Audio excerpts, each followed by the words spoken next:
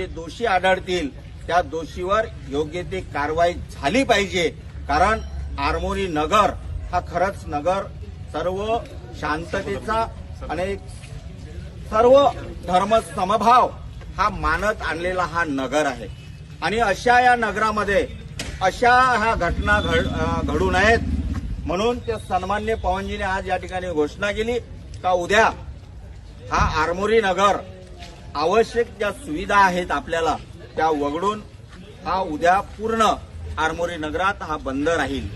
त्याच्यामध्ये शंका आपल्याला येईल की शाळा कॉलेज का बंद ठेवायचं आहे, कारण एका तरुण विद्यार्थी असलेल्या मुलीवरती हा असा अत्याचार साधा सुलक्षा कारणावरून ही घटना त्या हॉटेलमध्ये घडली।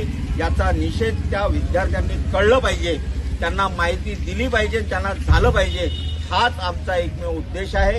म्हणूनच आपल्या